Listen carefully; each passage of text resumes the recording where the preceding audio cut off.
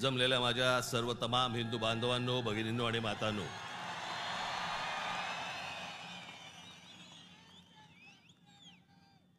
सर्वप्रथम मी आपणाला सर्वांना गुढीपाडव्याच्या मनपूर्वक शुभेच्छा देतो।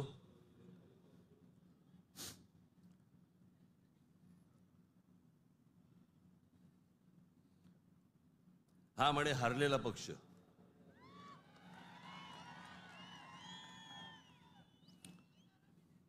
झालं, निवडणुका संपल्या, सगळ्या गोष्टी झाल्या, पण आज गेल्या निवडणुकीमध्ये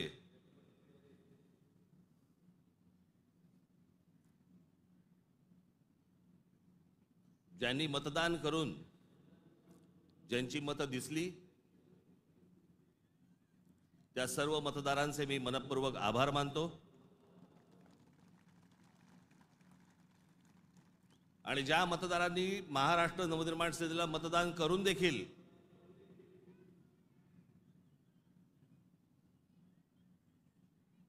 इलेक्ट्रॉनिक मशीनमध्ये ज्यांची मतं दिसली नाहीत त्यांचेही मी आभार मानतो। निवडणुका कशा झाल्या, काय काय गोष्टी घडल्या, मला असं वाटतं याच्यावरती माझं बोलून झालेलं आहे। आता जे झालं ते झालं, आता हे बघायचं ते याच्या पुढचं। सगळे वेळ काढून आलायत ना, बरंच बोलायचं मला।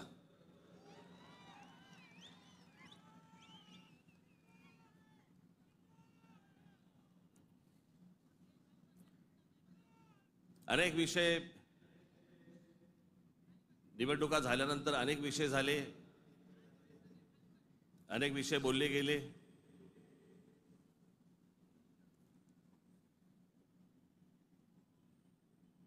सदिच्छांचे, शुभेच्छांचे अनेक मला फोन पण आले आणि नेमके आजच आले।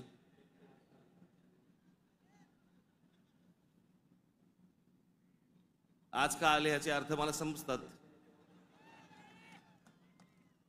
जरा जपून।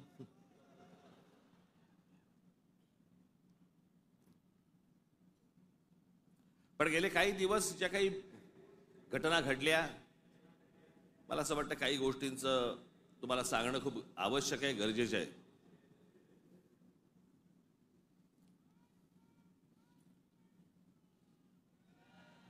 त्यातला पहिला विषय म्हणजे कुंभमेळा। मी त्याशी म्हटल्याप्रमाणे ते आमच्या बाळा नांदगावकरांनी पाणी आणलं आणि मग मी त्यांना सांगितलं पिणार नाही मी।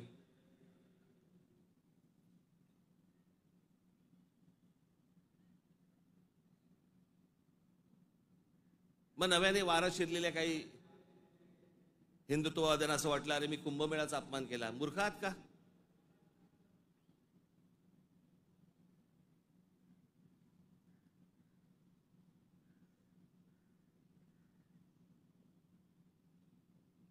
ते आमचे नयन कदम जाऊन आले तिकडे। कुठे नयन?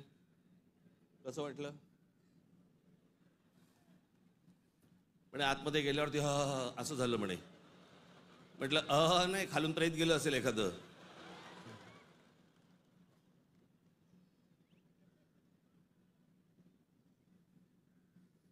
आपल्या देशामधल्या नद्यांची जी अत्यंत भीषण अवस्था आहे,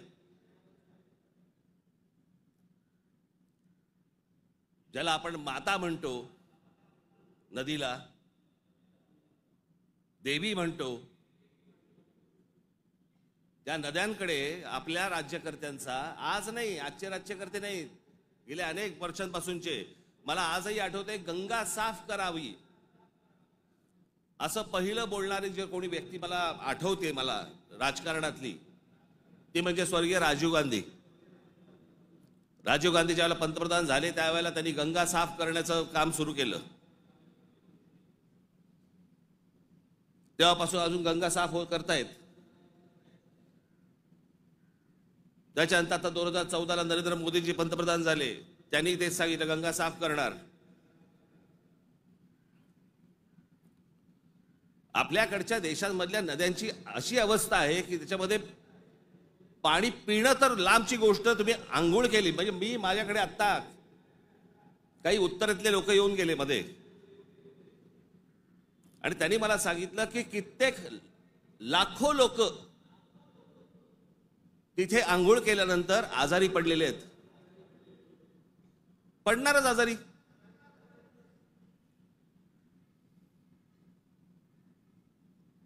त्या गंगेवरची काय परिस्थिती आहे. प्रश्न हा गंगेच्या अपमानाचा नाहीये, प्रश्न हा कुंभमेळ्याच्या अपमानाचा नाहीये, पाण्याच्या स्थितीचा आहे की पाणी कशा प्रकारचं पाणी तिकडे असतं होतं आणि ते अजूनही थांबवलं जात नाही त्या गोष्टी. खरं तर वेगळ्या ठिकाणी तुम्ही जागा देऊ शकता. सहज एक मिनिट भरासाठी म्हणून मी तुमच्या समोर गंगेची आत्ताची परिस्थिती काय आहे ती मी तुम्हाला फक्त दाखवतो. खाली अरे खाली आण त्याला, खाली आहे.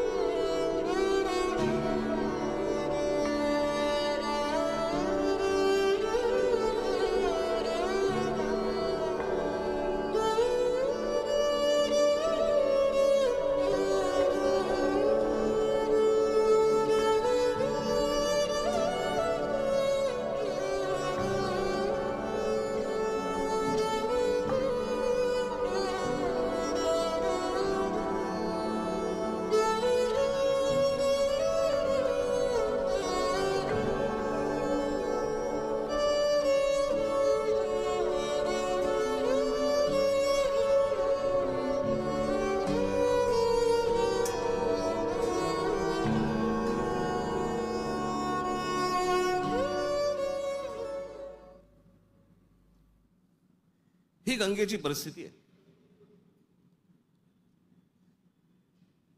आतापर्यंत 33,000 कोटी रुपये खर्च झाले त्याच्यावरती. तुम्ही आता तो महंत बघितलात ज्याला बोटीतनं तसाच्या तसाच टाकून दिला.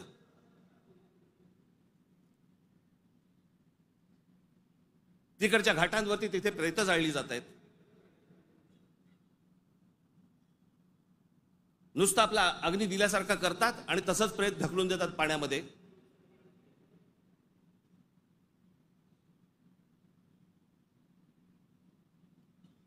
हा कोणता धर्म.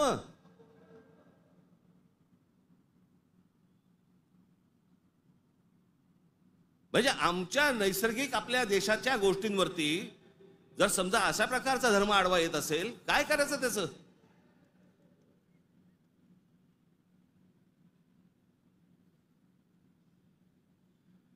आपल्या गोष्टींमध्ये आपण सुधारणा नको का करायला.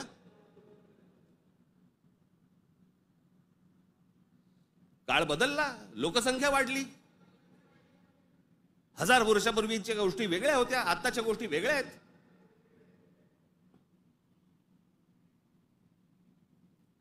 हेच सगळे विधी आटपण्यासाठी म्हणून त्याच इथे वेगळ्या एका घाटावरती एखादी जागा करता येत नाही का. मग काय सांगतात लोक ऐकत नाहीत. ऐकत कसे नाहीत. दारू पिऊन गाडी चालवल्यावरती पोलीस पकडतात.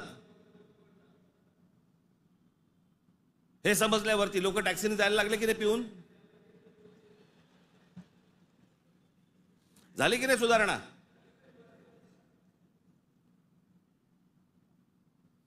आपल्या नद्या स्वच्छ राहिल्या पाहिजेत.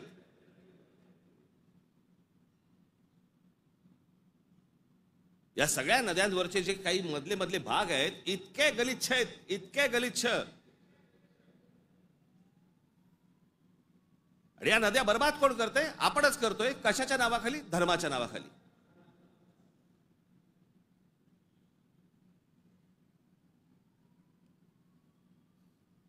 प्रत्येकाला आपापला धर्म प्यारा असतो.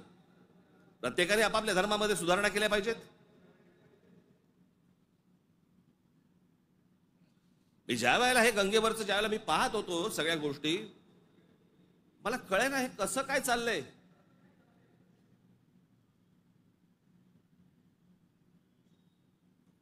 काय म्हणे 65 कोटी लोक येऊन गेले, अर्धा भारत.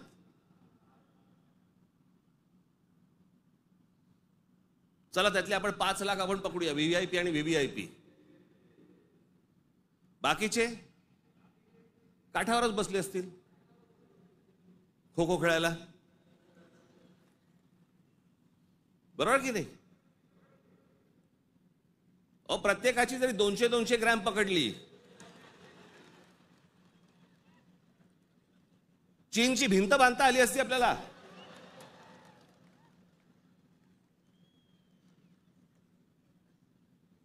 बरं तेही कुठे गेलं? म्हणजे आपल्याकडे जे सगळे म्हणतात ना, झालं गेलं गंगेला मिळालं.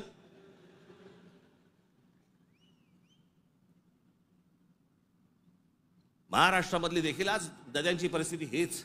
आमच्या कोकणामधली सावित्री नदी घ्या, सगळं केमिकलने भरली आहे. मी आता आणलंय इथे तुमच्यासाठी.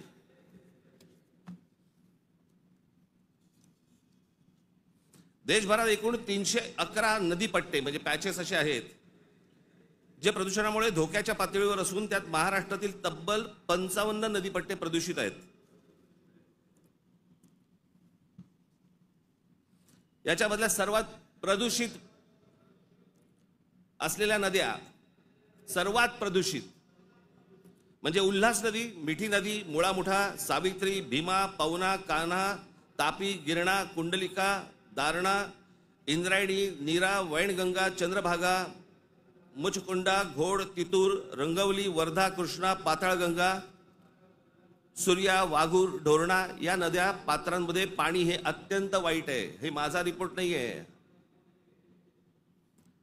तर भातसा, पेडी, मोर, बुराई, वेल, पांझरा, सीना, काळू, वेण्णा, कोयना, पांझरा, पैनगंगा, पूर्णा, उरमोडी, कान या नद्यांच्या पात्रामध्ये पाणी वाईट आहे. त्या नद्यांच्या तुलनेत मुंबईमध्ये 5 नद्या होत्या, 5 नद्या, कदाचित अनेकांना माहिती पण नसतील. त्यातल्या 4 मेल्या. मेल्या म्हणजे मारल्या. सांडपाणी, झोपडपट्ट्या आणि या सगळ्या गोष्टींबद्दल त्या 4 नद्या मेल्या आणि 5वी ही आता मरायला आली आहे. ती म्हणजे मिठी नदी. आत्ताची मिठी नदीची काल मी शूट करायला सांगितलंय. काल मी अगोदरचं पण दाखवत नाहीये, मी कालचं दाखवतोय. मुंबई मधली 5वी एकमेव राहिलेली नदी, त्याची काय अवस्था एकदा बघा. ही नदी आहे आपली.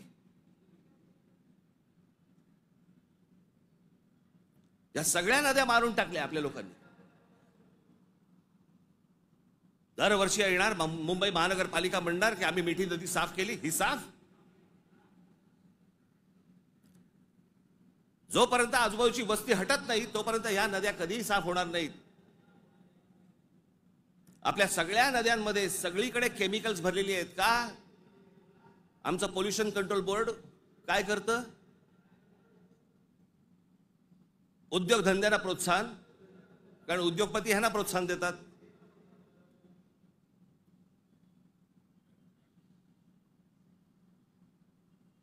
जे म्हणून आपल्याकडचे नैसर्गिक स्रोत आहेत आपण ते बंद करायचे आणि त्याच्यानंतर त्याच्यावरती बोलल्यानंतर तुमचा धर्म आडवा येणार.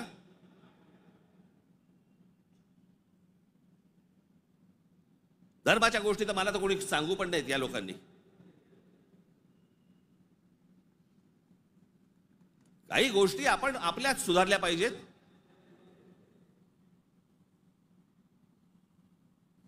मी मागे हा एकदा विषय बोललो होतो. तो विषय बोलल्यानंतर मी एकदा नांदेडला होतो. नांदेडच्या गुरुद्वारामधले जे तिकडचे जे काय म्हणतात त्यांना, आता मला त्यांना काय म्हणतात मला माहिती नाही. आपल्या भाषेत सांगायचं म्हणजे काय, तिकडचे गुरुजी असतील. आणि त्यांनी मला सांगितलं की आपने जो कहा वो बहुत ठीक कहा. काय म्हणालो तुम्ही?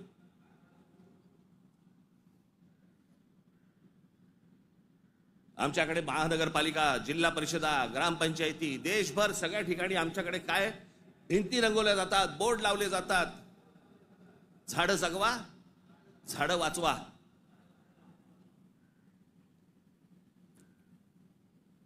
आणि आमच्याकडे देशामध्ये आपल्या हिंदूंचे अंतिम संस्कार, अंत्यविधी हे लाकडावरती होतात. कुठून येतं लाकूड? लाकूड येणार कुठून? या देशातली जंगलतोड झाल्याशिवाय लाकूड येणारच नाही.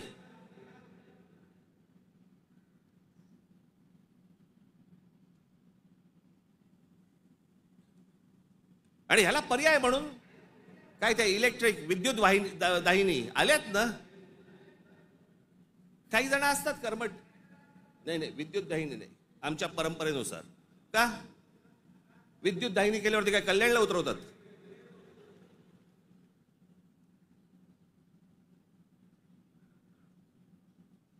देशभर विद्युत दाहिन्या झाल्या पाहिजेत. त्या विद्युत दाहिन्या झाल्या तर लाकूड लागणार नाही, लाकूड लागणार नाही, मग जंगल राहतील. आमचे पंतप्रधान नरेंद्र मोदी मागे एकदा जंगलात गेले होते फिरायला, कोणतरी एका परदेशी माणसाबरोबर. म्हणजे आमच्या पंतप्रधानांना जंगलांची आवड आहे.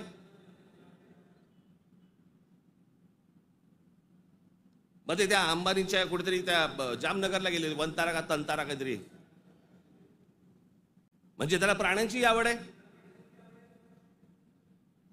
मग प्राण्यांची आवड असेल तर जंगल जगवली पाहिजे. जंगल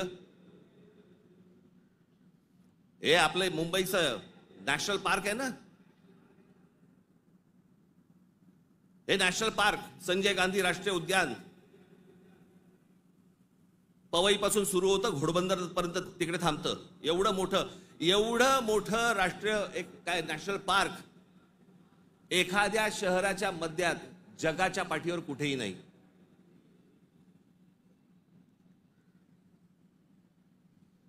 आपण आमचे मूळ विषयच आपण विसरलेलो आहोत.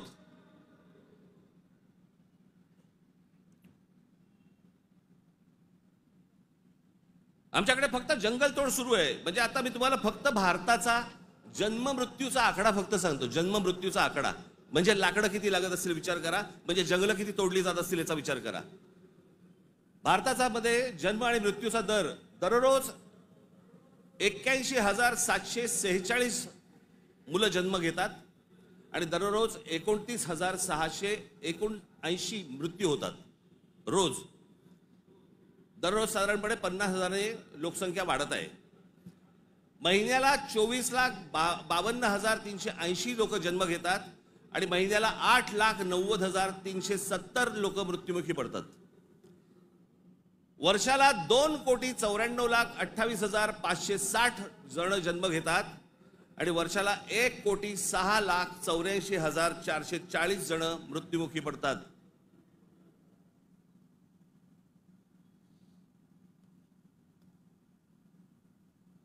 आपण एका बाजूने बोंबलायचं, आमच्याकडे दुष्काळ पडलाय, आमच्याकडे पाणी नाही. मराठवाड्यातल्या अनेक ठिकाणी 7-7 दिवस पाणी येत नाही. भारतामधल्या अनेक जिल्ह्यांमध्ये तिथे पाणी येत नाही. आम्ही पाणी येत नाही, सगळ्या गोष्टी होत नाही म्हणून बोंबलत बसायचं आणि आपणच ऱ्हास करायचा या गोष्टींचा. मूळ विषयांकडे आमचं लक्षच नाही. सगळे विषय भरकटवले जातात, सगळे विषय भरकटवले जातात. आमच्याकडे कोण येतो, आम्हाला पाय जंगलांची पडली नाही, पाण्याची पडली नाही, कशाची पडली नाही, आम्हाला पडली औरंगजेबाची. तो बसला एकटा द्राक्ष खात आणि आम्ही भांडतोय.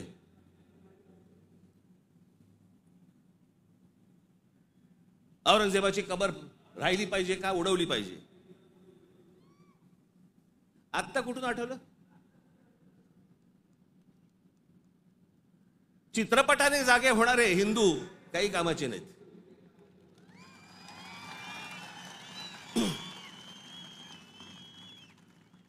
काही कामाचे नाहीत ते.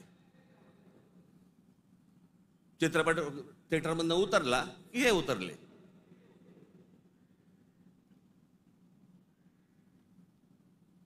छत्रपती संभाजी महाराजांचं बलिदान तुम्हाला आत्ता कळलं विकी कौशल मेल्यावर?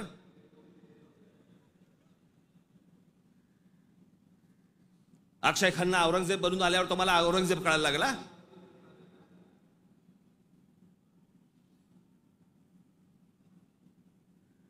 व्हॉट्सअप वरती इतिहास नाही वाचतायत. इतिहास वाचायचा असेल त्याच्यामध्ये पुस्तकामध्ये डोकं घालायला लागेल तुम्हाला.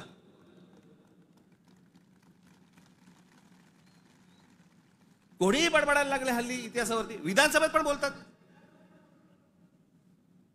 खरं तर त्यांचं काही काम नाही. औरंगजेबावरती बोलतायत. माहिती तरी का औरंगजेब काय प्रकरण होतं? हे बाहेरून आलेले सगळे लोक, औरंगजेबाचा जन्म गुजरात मधला, दाहोद नावाच्या गावामधला औरंगजेबाचा जन्म.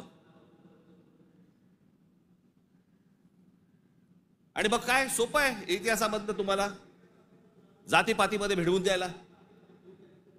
यांना ब्राह्मणांनी साथ दिली, यांना मराठ्यांनी साथ दिली, मग तिकडे मराठी नव्हतेच, मग हे सगळं चोरून ब्राह्मणांनी केलं. हे सगळं बोलणाऱ्यांचा इतिहासाशी काही संबंध नाहीये. त्यांना फक्त राजकीय त्यांचं जे काही पोळी भाजून घ्यायची आहे तेवढंच फक्त काम आहे त्यांचं. त्यांना ना संभाजी महाराजांशी काही कर्तव्य आहे, ना औरंगजेबाशी काही कर्तव्य आहे, ना कोणाशी काही कर्तव्य आहे. तुमची माथी फक्त भडकवायची.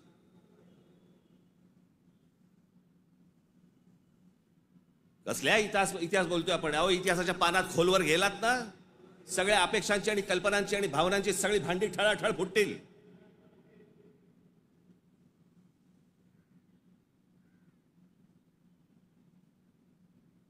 या हिंद प्रांतामध्ये एक अत्यंत कडवट, एक प्रभावी असं एक स्वप्न ज्या व्यक्तीला पडलं त्या आमच्या जिजाऊ साहेब.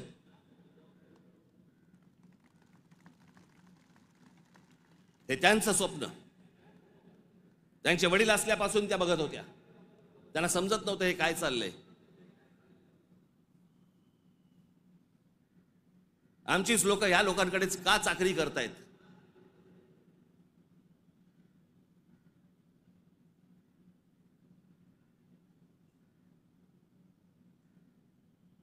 आणि छत्रपती शिवाजी महाराज म्हणजे या हिंद प्रांतावरती केलेला एक संस्कार आहे. तो एक चमत्कार आहे. ती एक विलक्षण घटना आहे.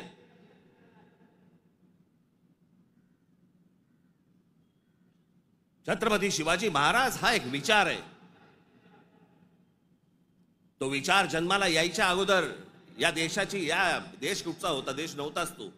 या हिंद प्रांताची काय अवस्था होती, काय परिस्थिती होती?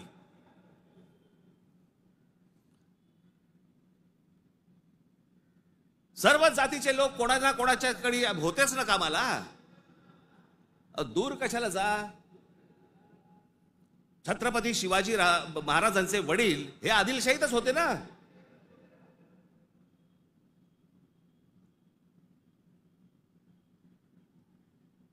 त्याच्यानंतर ते निजामशाहीत गेले ना. तो काळ वेगळा होता, तिवाळची परिस्थिती वेगळी होती. त्यांनी का तसे निर्णय घेतले? जे कोणी महाराष्ट्रामधले सरंजामदार होते त्यांच्या विरोधाचाच लढा होता ना शिवाजी महाराजांचा. हे सरंजामदार कोण होते? त्याला जातीत का पाहताय तुम्ही?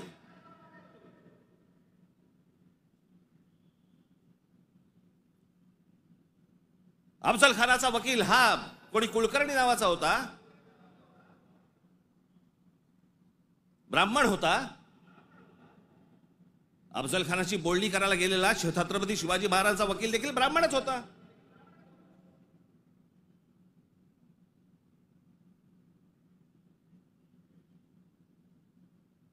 त्यावेळेला सगळीच माणसं वेगवेगळ्या लोकांकडे कामालाच होती.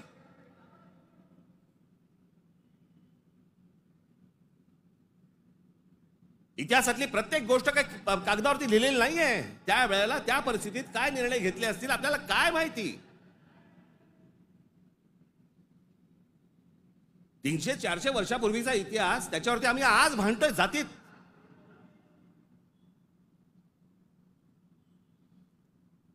आग्र्याच्या दरबारामध्ये छत्रपती शिवाजी महाराजांच्या समोर संभाजी महाराज असताना संभाजी महाराजांकडनी औरंगजेबाची 5000 मनसबदारी स्वीकारलेली आहे. छत्रपती शिवाजी महाराजांच्या समोर महाराजांची होकार असल्याशिवाय होईल?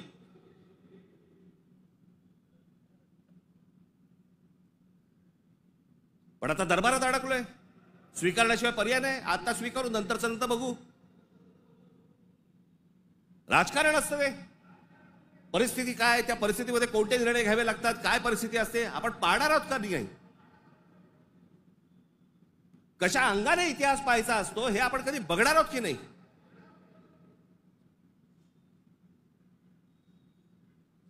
काही कशाचा कशाला माहिती नाही. छत्रपती शिवाजी महाराजांसाठी औरंगजेबाचा जो माणूस आला होता, मिर्झा राजे जयसिंग राजपूत, हिंदू होता ना.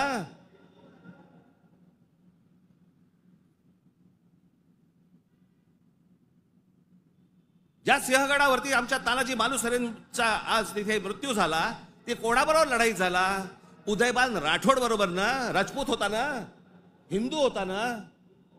काय घेऊन बसलोय आपण?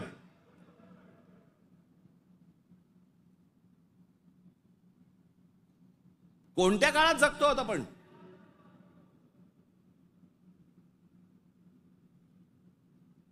छत्रपती शिवाजी महाराजांच्या जन्माच्या अगोदरचा काळ वेगळा होता, नंतरचा काळ वेगळा आहे.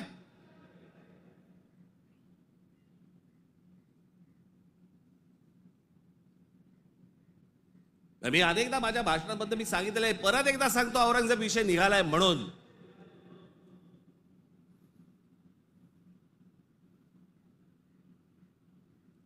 औरंगजेब बादशाह याचं राज्य कुठपासून कुठपर्यंत होतं? अफगाणिस्तान पासून दक्षिणेपर्यंत आणि इथे बंगालपर्यंत.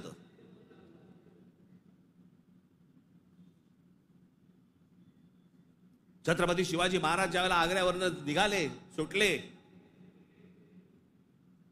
महाराष्ट्र जेव्हा आले,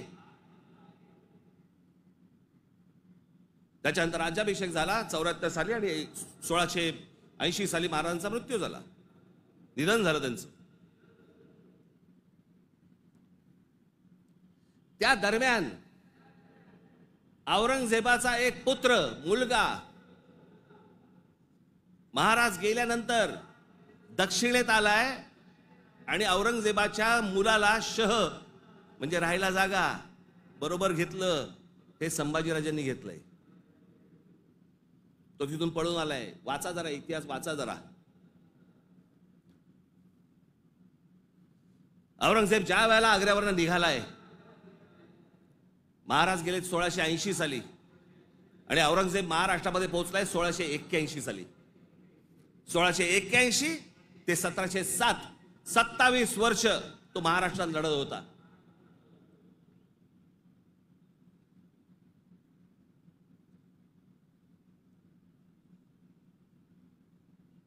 आमच्या संभाजी राजांबरोबर लढला. त्यांना क्रूर पद्धतीने मारलं. राजाराम महाराज लढले, संताजी धनाजी लढले आणि आमच्या तारा राणी साहेब लढल्या. या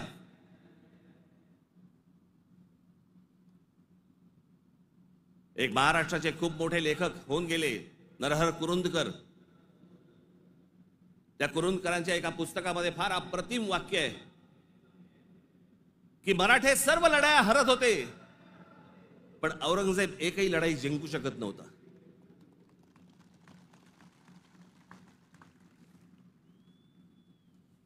याचं कारण छत्रपती शिवाजी महाराजांचं निधन झाल्यावरती खरं तर औरंगजेबाने परत जायला पाहिजे होता आग्र्याला. नाही, तो इथे का थांबला? एवढा मोठ्या बलाढ्य प्रदेशाचा राजा, शहनशाह, एका 2.5, 3, 3.5, 4 जिल्ह्याच्या एका राजासाठी इथे ठाण मांडून का बसला?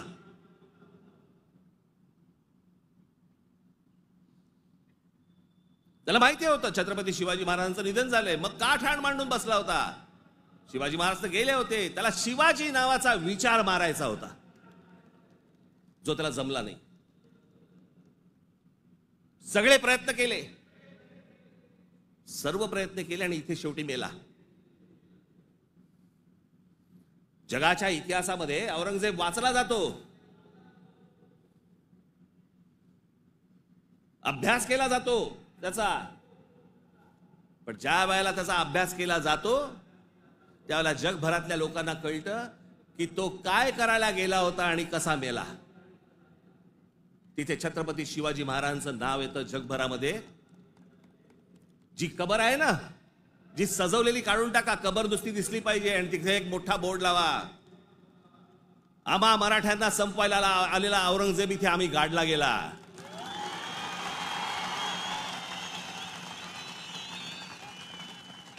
हा आमचा इतिहास.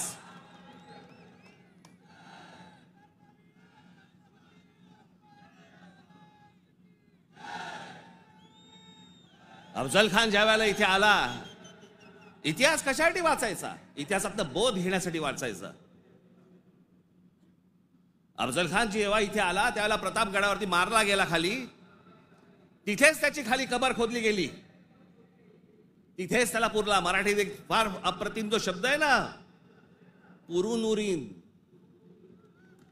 तो आहे. तुला पुरीन आणि उरीन.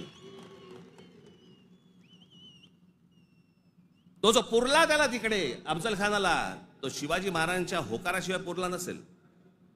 त्याची कबर जी केली आहे ती महाराजांना विचारल्याशिवाय केली नसेल. महाराजांनी सांगितलं असेल, निश्चित करा, जगाला कळू दे कोणाला मारलाय.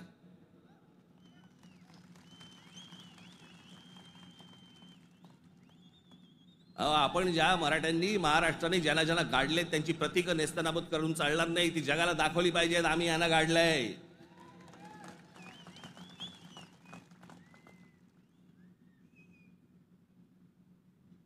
इस्रायलची एक खूप मोठी संघटना आहे मोसाद नावाची. त्यांचं एक पुस्तक आहे. त्या पुस्तकामधली एक ओळ फार अप्रतिम ओळ आहे. आणि त्याच्यात त्यांनी दिलंय की आम्ही अनेक स्मारकं बांधली इथे इस्रायलमध्ये, पण अनेक लोकांची आम्ही स्मारकं बांधली नाहीत.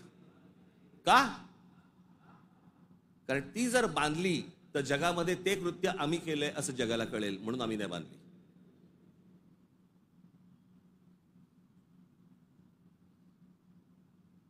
असा विचार ते करतात. आणि आम्ही कोणाला गाडले हे आम्ही जगाला दाखवायचं नाही.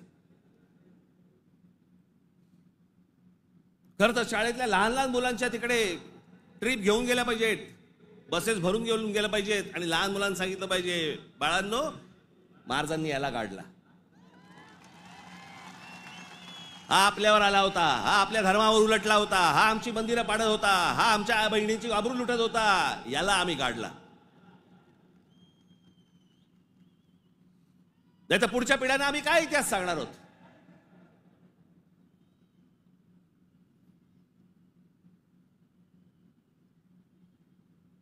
माझं महाराष्ट्रातल्या सर्व तरुणांना आणि तरुणींना माझं सर्वांना सांगणं आहे, खास करून तरुणांना आणि तरुणींना, व्हॉट्सअपवरती इतिहास वाचायचा पहिला बंद करा. आणि इतिहास ज्या वेळेला तुम्हाला जातीतनं सांगण्याचा कोणीतरी प्रयत्न ज्या वेळेला करेल त्यावेळेला लक्षात ठेवा, तो कुठच्या ना तरी कुठच्या पक्षाला बांधील असेल. तुमची फक्त माती भडकवण्यासाठी हे सगळे उद्योग केले जातात. तुम्ही एक होऊच नाहीत, तुम्ही मराठी म्हणून एक येऊच नाहीत, तुम्ही महाराष्ट्र म्हणून एक येऊच नाहीत, याच्यासाठी हे सगळे प्रयत्न चालू असतात. मुळात विषय वेगळे असतात आणि मग विषय हे असले विषय काढून तुम्हाला भरकटवलं जातं, वेगळीकडे नेलं जातं आणि आम्ही तिकडे बघतो आणि बाकीचे इकडे काम आटपून घेतात. मधल्या मध्ये अडाणींना जमीन पण मिळून जाते.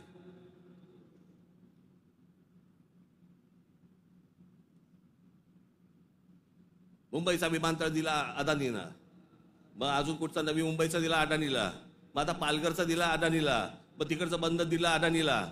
अदानी हुशार निघाला, आम्ही अडाणी निघालो.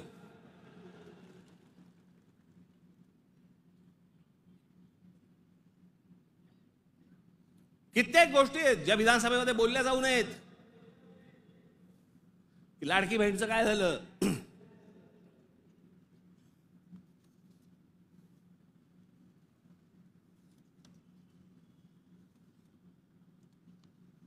लाडकी बहीणचं काय झालं? काही नाही, बंद होणार ती योजना. मी निवडणुकीच्या वेळेला सांगत होतो, पण माझं खरं सांगून तुम्हाला पटलं नाही, त्यांचं खोटं सांगून पटलं. काय कमाल आहे.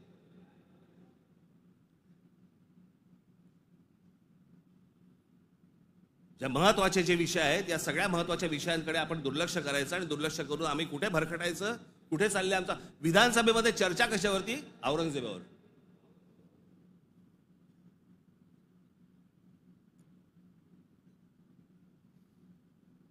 मी तुम्हाला मुद्दामून सांगतोय की तो तुर्कस्तान म्हणजे आत्ताचा टर्की हा देश तलवारीच्या धारेवरती, धर्माच्या धारेवरती उभा राहिला. सगळ्या ठिकाणी आक्रमण केली.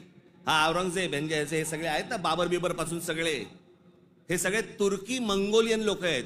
आपण ज्यांना मोघल म्हणतो ना, मोगल म्हणजे मंगोल्स, चंगीज खानवाले. हा तुर्की मंगोल आहे.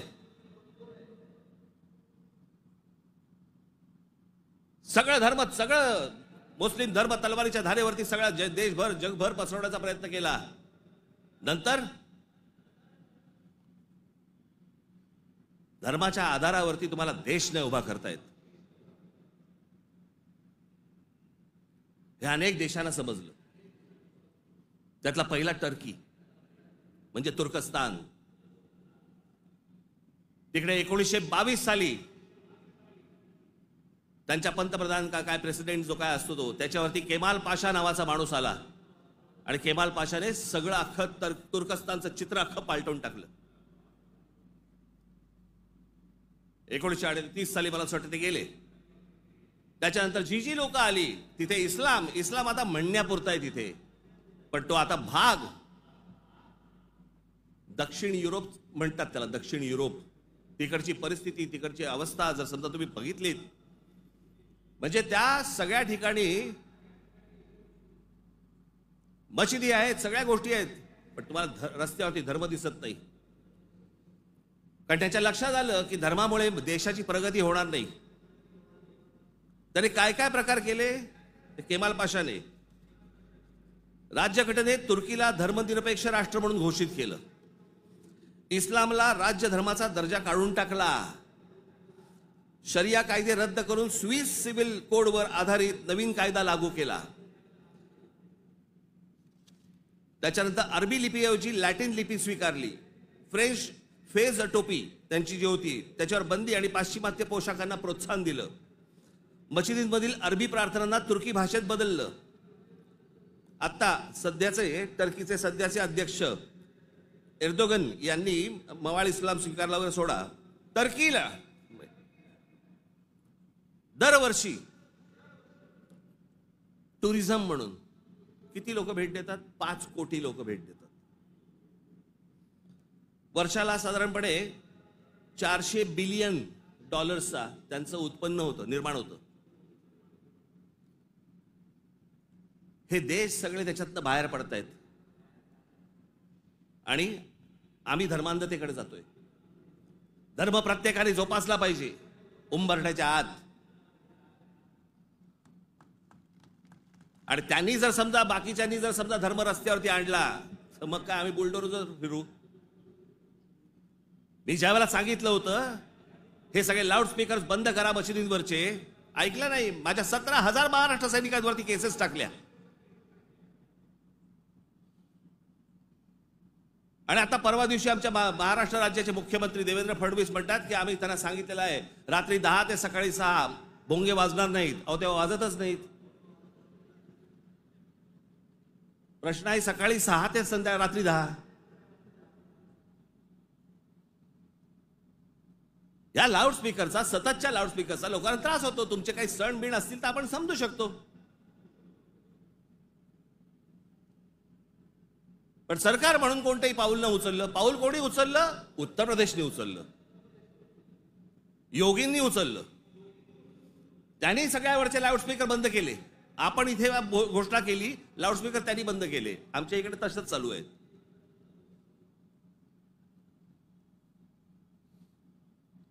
हे इकडे माहीमला इथे समुद्रावरती जे काय त्यांनी काय काय करतात ते मजार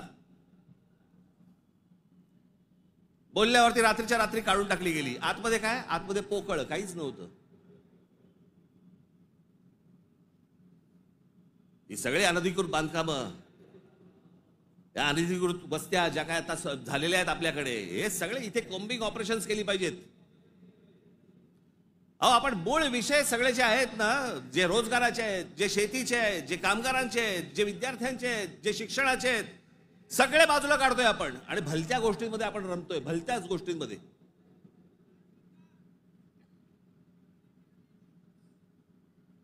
आज त्या बीडला जे झालं ते संतोष देशमुख, काय बिचारे त्यांना काय किती घाणेरड्या पद्धतीने मारावं, किती घाणेरड्या पद्धतीने मारावं. बरं तुमच्या अंगामध्ये नसामध्ये जर एवढी क्रूरता भरलेली असेल ना, मी दाखवीन जागा, तिथे जा.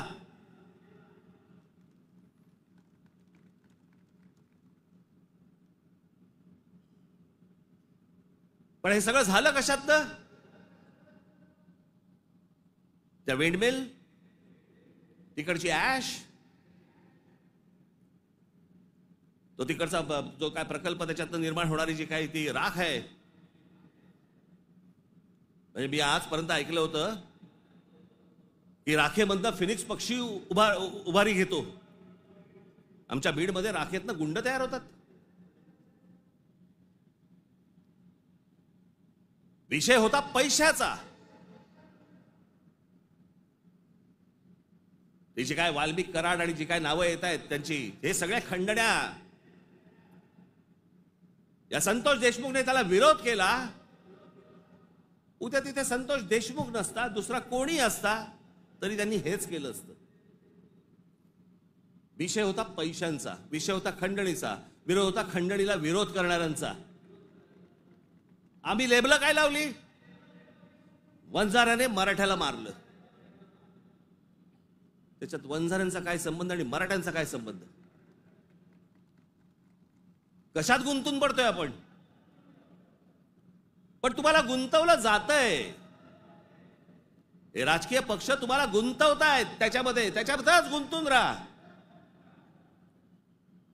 आमच्या मुलांच्या शिक्षणाचा विचार करू नका, विषय आणू नका. आमच्याकडे रोज शेतकरी आत्महत्या करतायत. आता दिवसाला 7 आत्महत्या होत आहेत दिवसाला शेतकऱ्यांच्या. पाहू नका. आमच्याकडे रोजगार निर्माण होत नाहीये, लक्ष देऊ नका त्याच्याकडे. असंख्य मुलं आणि मुली मराठवाडा सोडून पुण्याकडे येत आहेत. दुर्लक्ष करा त्या गोष्टींकडे. आम्ही कशात अडकवलंय त्यांना? सगळ्यांना जातीपातीमध्ये अडकवलेलं आहे. कोणी जातीचं भलं केलेलं नाहीये आणि कोणी जातीच्या माणसाचं भलं केलेलं नाहीये. या महाराष्ट्रामध्ये संयुक्त महाराष्ट्र झाल्यानंतर गेली इतकी वर्ष या महाराष्ट्राच्या सत्तेमध्ये जास्तीत जास्त आमदार आणि जास्तीत जास्त मंत्री आणि जास्तीत जास्त मुख्यमंत्री मराठा समाजाचे होते. मग मराठा समाजाला आरक्षण का मागावं लागतंय?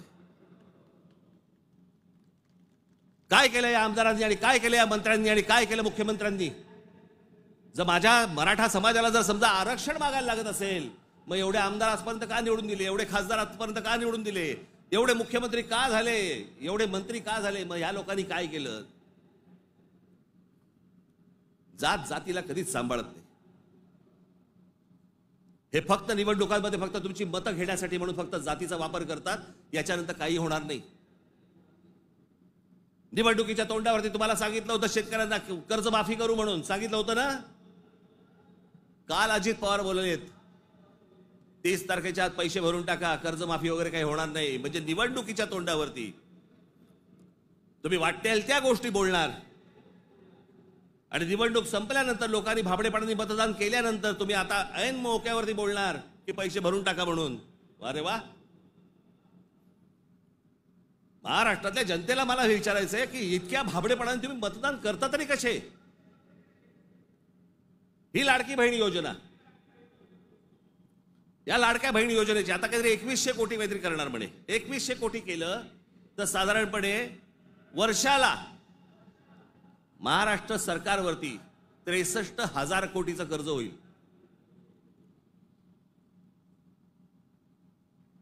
म्हणजे साधारणपणे 5 वर्षाचे काढा तुम्ही, किती होतात? 3-3.5-4 लाख कोटी होतात. हे फक्त वाटण्यात. ते वाटू शकत नाहीत, सरकारकडे पैसे नाहीत. ही योजना बंद होणार. कर्ज काढून दिवाळी साजरी करायला सांगितले कोणी?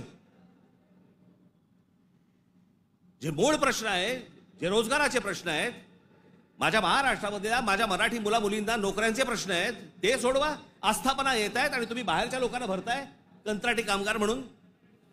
माझ्या महाराष्ट्रामधल्या मुलांना कळत नाहीये, मुलींना कळत नाहीये, कारण आम्ही गुंतवलेत कशात? आम्ही जातीत गुंतवलेत. मारामाऱ्या करा, डोकी फोडा, व्हॉट्सअपवरती जातीत शिव्या घाला, हे उद्योग आमचे सगळे सुरू आहेत. मूळ प्रश्नाकडे आहे कोणाचं लक्ष? खरं तर मूळ प्रश्नांवरती तुम्ही सरकारला धारेवर धरलं पाहिजे, मंत्र्यांना धारेवर धरलं पाहिजे. निवडणुकीच्या तोंडावरती ज्या ज्या प्रकारची तुम्हाला आश्वासन दिली त्या गोष्टी तुम्ही विचारल्या पाहिजेत. पण मुळात आपलंच लक्ष जर समजा नसेल तर बाकीच्यांचं फावणारच आहे.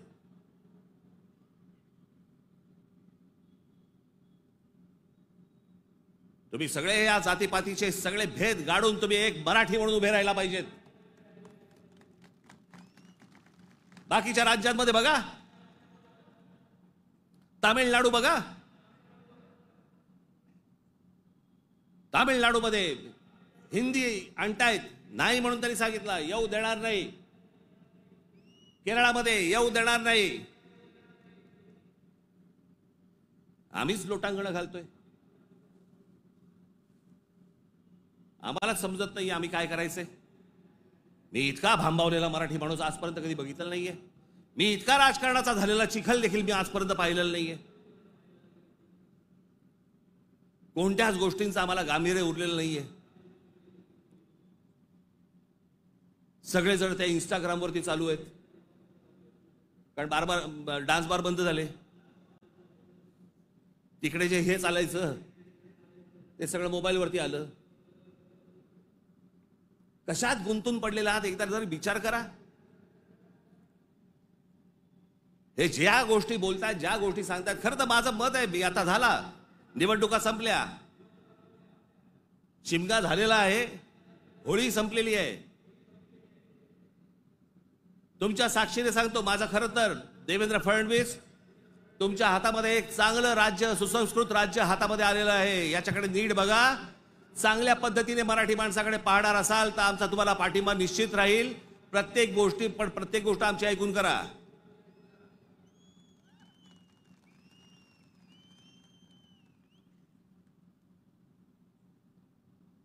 महाराष्ट्र आसुसलेला आहे. आता उन्हाळा आहे, आता पाण्याचे प्रश्न सुरू होतील. शेतकऱ्यांच्या आत्महत्यांचे आहेतच आहेत, कर्जांचे आहेत. कोणी कंपन्या येतात, त्या कुठची कंपनी आली ती लुटून गेले ते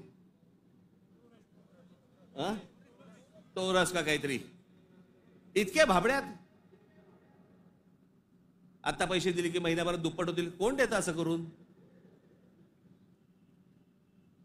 का गुंतवता अशा ठिकाणी पैसे तुम्ही? पण या सगळ्या ह्याच्यामध्ये मी तुम्हाला दोष देणार नाही. ही जी असुरक्षितता जी आलेली आहे ना, आर्थिक असुरक्षितता आलेली आहे, वैचारिक असुरक्षितता आलेली आहे, मंदिरांच्या बाहेर रांगा लागल्या आहेत. जे बुवा बिवा जे काय आता सध्या नवीन आले ते सगळेजण,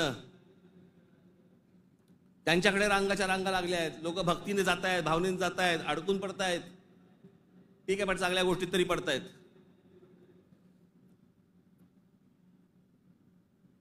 आज चहूबाजूनी महाराष्ट्राला सर्व बाजूनी विळखा पडतोय. मराठी माणसाला विळखा पडतोय. हा विळखा तुम्ही ओळखला पाहिजेत. मराठी भाषेला विळखा पडतोय.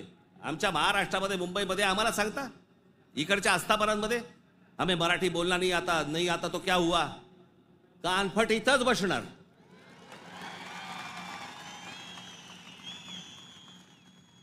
फालतू देशबीस सांगायचा नाही आम्हाला. प्रत्येक राज्याची एक राजभाषा आहे. त्या राजभाषेचा सन्मान हा प्रत्येक राज्यामध्ये राखला गेला पाहिजे. महाराष्ट्रामध्ये, मुंबईमध्ये मराठीचा मान हा राखला गेलाच पाहिजे प्रत्येक आस्थापनेत. या महाराष्ट्रामधल्या उद्यापासून तयारीला लागा. महाराष्ट्रातल्या प्रत्येक बँकेत मराठी वापरली जाते की नाही पहिले चेक करा. प्रत्येक बँकेत, प्रत्येक आस्थापनेत तुम्ही मराठी म्हणून सगळेजण कडवटपणे उभे राहायला पाहिजेत. या देशामधला हिंदू हा हिंदू तेव्हाच होतो जेव्हा मुसलमान रस्त्यावरती येतात. एरवी फक्त भक्तिभावाने असतात, पण हिंदूंमधला हिंदू जेव्हा जागरूक होतो तो फक्त दंगलीमध्ये हिंदू असतो. दंगल संपली की तो मराठी, पंजाबी, गुजराती, बंगाली सगळा होतो. आणि मग ज्याला तो मराठी होतो त्याला मग तो साळी, माळी, मराठा, ब्राह्मण, कुणबी सगळा होतो. आपापल्या जातीबद्दल प्रेम असणं हे स्वाभाविक आहे, पण दुसऱ्याच्या जातीबद्दल विद्वेष असणं, तिरस्कार असणं ही विकृती आहे.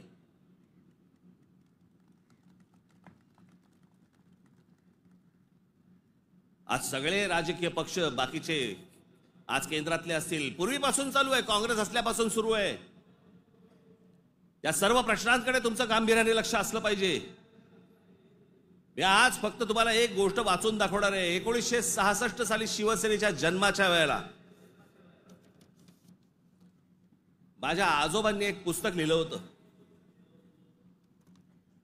बघा, 1966 सालची गोष्ट बोलते मी तुम्हाला. 1966 माझ्या आजोबांनी एक पुस्तक लिहिलं होतं. मी ते लवकरच मी ते रिप्रिंट करून तुमच्या पुढे आणणार आहे. मी त्या पुस्तकाचं नाव होतं ऊठ मराठ्या ऊठ. ते पुस्तक आपण सर्वांनी जरूर वाचलं पाहिजे. त्या पुस्तकातला एक फक्त मायना मी तुम्हाला एक फक्त गोष्ट वाचून दाखवतो. आणि ही गोष्ट मला असं वाटतं सर्वांनी गांभीर्याने घेतली पाहिजे. या गोष्टींवरती विचार केला पाहिजे. पूर्वीची काँग्रेस असो, नाही तर आताची भाजपा असो, नाही तर अजून येणारे दुसरे कुठचाही केंद्रामधला पक्ष असो किंवा राज्यामधला, मराठी माणसांनी या गोष्टींचा विचार करणं गरजेचं आहे. हे आजोबांनी 66 साली लिहिलंय. तीच गोष्ट आज तंतोतंत आपल्याला लागू पडते. ती मी गोष्ट फक्त तुमच्यासमोर वाचून दाखवतो. भाषा म्हणजे काय बोलायचीच नाही, कमाल भाषा. आज महाराष्ट्राचा मराठा आत्मस्वरूपाला पारखा होऊन ना अरत्री ना परत्री, म्हणजे ना इथे ना तिथे, अशा मोहनीय अवस्थेत आहे. त्याचा उज्ज्वल भूतकाळ त्याने चुकूनही आठवू नये. त्याचा उज्ज्वल भूतकाळ, जे मी मगाशी तुम्हाला सांगत होतो ना, इतिहासातल्या चांगल्या गोष्टी, त्याचा उज्ज्वल भूतकाळ त्याने चुकूनही आठवू नये. या धोरणाने त्याच्या त्या इतिहासाची जडणघडण नव्या राजकारणी रंगढंगाला साजेशी बदलण्याचा उद्योग सध्या चालू आहे. काळाच्या कचक्यालाही न जुमानता ग्रंथ दस्तात आणि पिढ्यानपिढ्यांच्या स्मरणात परंपरेने चिरंजीव झालेल्या ठळक ऐतिहासिक घटनांवर ही निरनिराळे बनावट अर्थ बनवण्यात येत आहेत. जिकडे पाहावे तिकडे जे आता चालू आहे, त्या इतिहासाचे वेगवेगळे अर्थ तुम्हाला सांगितले जात आहेत. वेगवेगळ्या गोष्टी सांगितल्या जात आहेत जाती जातींमधनं. त्याच्यामध्ये एक त्यांनी एक उतारा दिलाय. गलबला बुद्धी नासते नाना निश्चय सांगती, ऐकावे कोणाकोणाचे बोलत आहे बहुचकी, करंटे मिळाले सर्वही जो तो बुद्धीचं सांगतो. प्रत्येक जण आपापल्या पद्धतीने काहीतरी सांगत असतो. त्यांची बुद्धिमत्ता तेवढी नसते, पण प्रत्येकाला वाटतं मला व्यक्त व्हायचंय, आणि प्रत्येक जण बुद्धी पाजळत असतो. त्यांच्याकडनं बुद्धी घेऊ नका, चांगली पुस्तकं वाचा, असा समर्थोक्त देखावा दिसत आहे. बुद्धिभेदाच्या या वावटळीत शिक्षितांपासून अशिक्षित मजुरांपर्यंत सारे गुरफटले गेले आहेत. जागृतीचा उत्थानाचा बोध करील तो जातीयवादी, संकुचित वृत्तीचा, देशद्रोही म्हणून त्याची सर्वत्र निंदा नानस्ती आणि जाहीर सभातून निषेध करण्यात येतो. कारण स्पष्ट आहे. महाराष्ट्राचा मराठा जागा होऊन आपल्या आत्मस्वरूपाचा शोध घेण्या इतका कदरबाज स्वाभिमानी बनू लागला तर सत्ता स्पर्धेच्या शर्यतीच्या रिंगणात आपल्या पक्षीय घोड्यावर स्वार झालेल्यांचे रिकीबितले पाय लटपटल्याशिवाय राहणार नाहीत. हे जे आज सत्तेचे सगळ्या घोड्यांवर चालू आहे ना, घोड्यांवरती बसलेले आहेत, तुम्ही एक व्हा. तुम्ही एक मराठी म्हणून ताकद ह्यांना सर्वांना दाखवा. नाही ह्यांचे पाय लटलटले तर मला सांगा. पण तुमच्यामध्ये सगळ्यांमध्ये फक्त मतभेद निर्माण करणं, बुद्धिभेद निर्माण करणं, आणि त्या बुद्धिभेदातनं ह्यांना फक्त सत्ता राबवायची आहे सगळ्यांना. आज सत्तेवर बसले तेवढंच नाही म्हणत मी, सगळेच. म्हणून मला तुम्हाला एवढंच सांगायचं आहे, आजच्या या गुढीपाडव्याच्या दिवशी, हा गुढीपाडवा, या गुढीपाडव्याच्या दिवशी तुम्ही हा मराठी नववर्षाचा सण, या मराठी नववर्षाच्या क्षणी तुम्ही सगळ्यांनी, महाराष्ट्रातल्या तमाम माझ्या माता भगिनींनी, माझ्या बंधूंनी, भावांनी, माझ्या बहिणींनी, सगळ्यांनी एकजुटीने मराठीचा नारा द्यावा. आणि ज्या वेळेला ते इतर ज्या वेळेला अंगावर येतील त्यावेळेला आपण हिंदू म्हणून अंगावरती जाऊ. एवढी ताकद आपण आज या ठिकाणी ठेवू. आपण आज या गोष्टींची शपथ घेऊ. आणि पुढच्या सगळ्या येतात निवडणुका आता लागतील, मला असं वाटतं की ऑक्टोबर नोव्हेंबरला लागतील बहुधा, यांची गॅरंटी नाही. कारण यांचं चाललंय ते बरं चाललंय. एक माणूस धरून बसलेत आयुक्त प्रत्येक ठिकाणचा. त्याच्यामुळे सोपं असतं राजकारण. ज्या वेळेला निवडणुका लागतील तोपर्यंत सगळी बांधणी तुमची पूर्ण झालेली पाहिजे आणि सगळेजण तुम्ही जोरात कामाला लागले पाहिजेत. एवढी फक्त एक इच्छा, आशा, अपेक्षा व्यक्त करतो आणि पुन्हा एकदा गुढीपाडव्याच्या आपल्याला सर्वांना शुभेच्छा देऊन आपली सर्वांची मी तूर्त रजा घेतो. धन्यवाद. जय हिंद, जय महाराष्ट्र.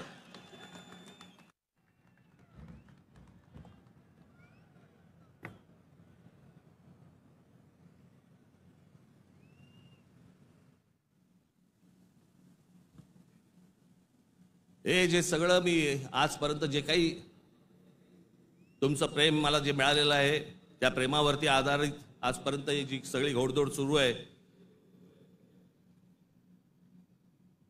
ती जी ऊर्जा मला जी मिळते ना, ती तुमच्याकडनं सगळ्यांकडनं हे तुम्ही येता तेव्हा मिळतेच मिळते. पण आपला एक महाराष्ट्र सैनिक नगर जिल्ह्यातला कोल्हापूरला अंबा मातेचं दर्शन घेऊन तिथून तो आजच्या सभेसाठी पायी पायी कोल्हापूरवरनं इथे आलेला आहे. मी ते प्रमोद आरणे कुठे गेला ते इकडे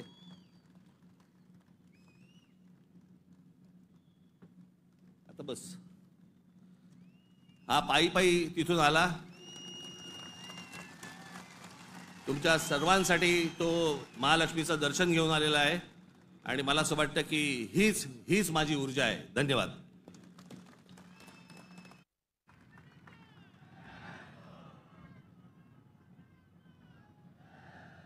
कृपया महाराष्ट्र गीत आणि राष्ट्रगीतासाठी सगळ्यांनी स्थानापन्न व्हावं.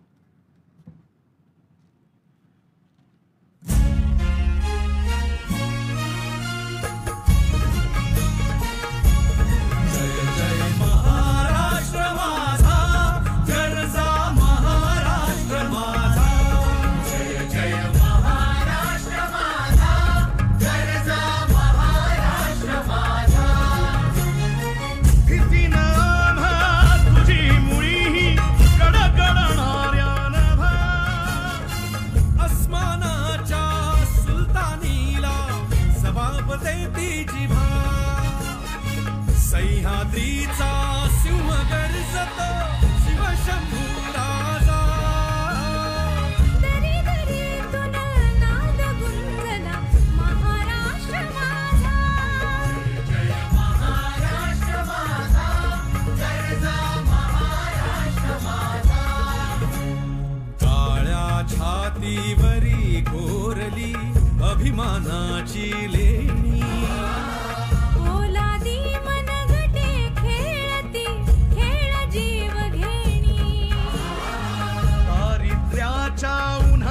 शिजला निढळाच्या घामाने भिजला देश गौरवासाठी झिजला. दिल्लीचे ही दस्तराणी तो महाराष्ट्र माझा. जय जय महाराष्ट्र माझा, गर्जा महाराष्ट्र माझा. जय जय महाराष्ट्र माझा.